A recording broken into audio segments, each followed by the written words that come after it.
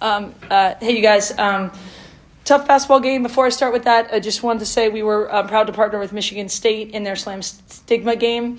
We had a really nice note from a woman named Margot in our locker room about thanking us for participating with these bracelets and the pins, but I'd rather, thank her for what she's doing to advance the causes of, awareness to the mental health for student athletes in honor of her brother. So that was positive. Ooh, tough one. Robin's a great coach. This is a really good basketball team. I thought we showed up late to the fight.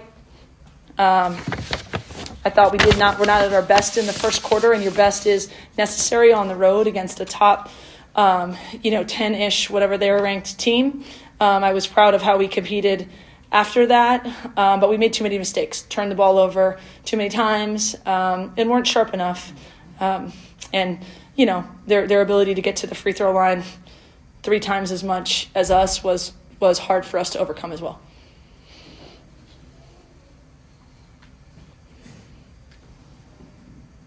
They seem to sort of crank up their defense, and that one stretch after you guys had sort of taken back control, got back to 10. Was that to you the difference in sort of losing control of the game a little bit? I know the time you're talking about. I think that was one of the runs. I think initially the way we started the game was tough. Then we came, roaring back, which was great. And then when it was that back and forth kind of time where I thought we were both kind of playing well, we let them take a bit of a lead. So I think they turned up their defense, and I just thought we got too casual for a minute, or they won that run. And we came back again, with the flurry and just couldn't get over that hump. So there were a lot of different runs, but I thought that was significant when they, stretched what was a possession type game. I was hoping we could get it to like 6 or 8 because I knew they were going to come at us, and we couldn't. Just a couple easy ones. Like we had some good looks, and we couldn't extend it enough to maybe take the wind out of their sails, and they came back with some pressure. Lindsay, 2 things. Michigan State turns a lot of teams over. Did you have a number in mind? If we can keep it under this, we got a great chance. I mean, definitely less than 24. I do think recently, the most recent kind of high-pressure team was Maryland that we played, and similar. Like we just try to get our players to understand the pressure's coming every single time. We can't be surprised. I thought they came in like more random ways. Like we didn't turn it over in the full court. Generally, we had a couple travels and we had a couple 3 seconds, and we stepped on the line a bunch, and then they took it out of our hands a couple times. So they came in a plethora of ways, but we knew we couldn't,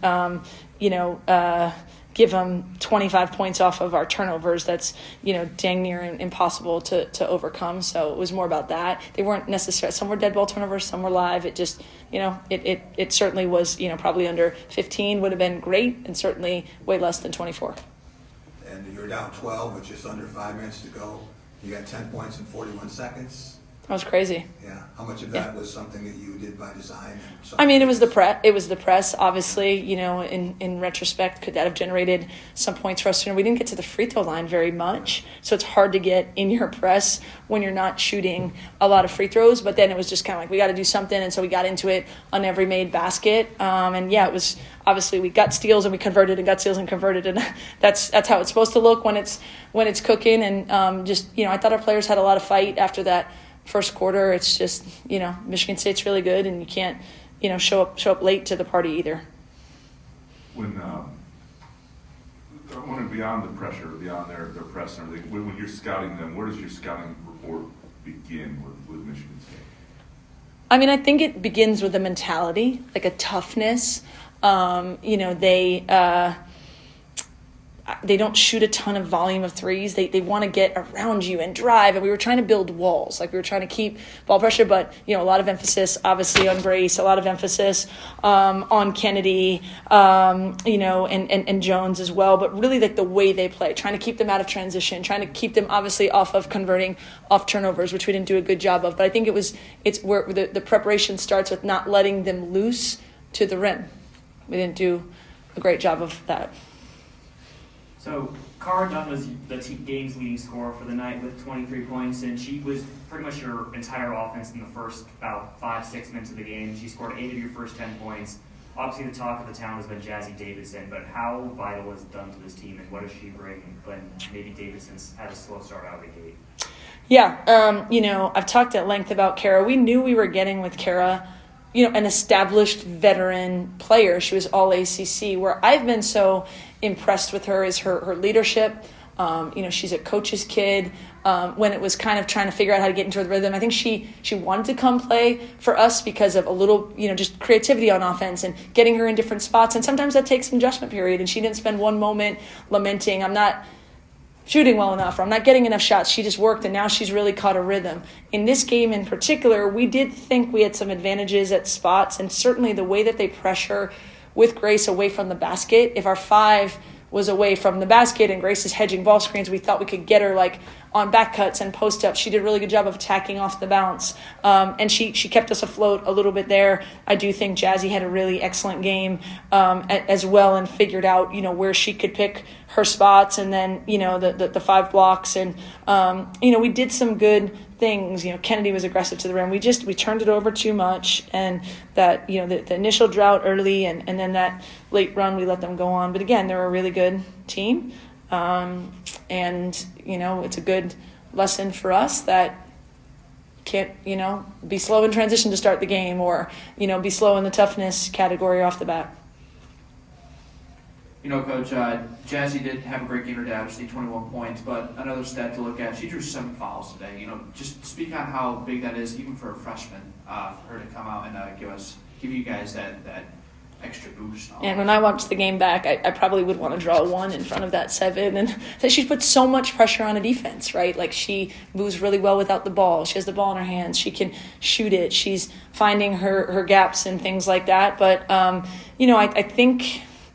I know the record's not showing it right now. We're in obviously a tough stretch of really hard, difficult opponents, but I think there's a rhythm developing with, our people being comfortable with one another. Ken was out for a while, and, Jazzy and Kara and, London, and when she comes in, and I think Jazzy's just finding her spots and growing on the fly. And so I think the way she impacts the game, because she moves so well, shoots it well, the defensive end and the 5 blocks as well, and her value in how she impacts the basketball game is really high, and the fouls drawn, is one of those, because I think people got to hold her a lot to keep her from getting cleanly to her spots. We'll take one more. Hey, Coach. So you just mentioned you got a tough stretch of games coming up. You got Michigan on Sunday. This was a tough, grinding battle for 40 minutes of basketball. How do you get this group ready to go on the road in Ann Arbor against a really good Michigan team? Yeah, I've now been in this conference for a year and a half and have not talked one time about the travel, not one time, But we arrived at 3:30 a.m. last night.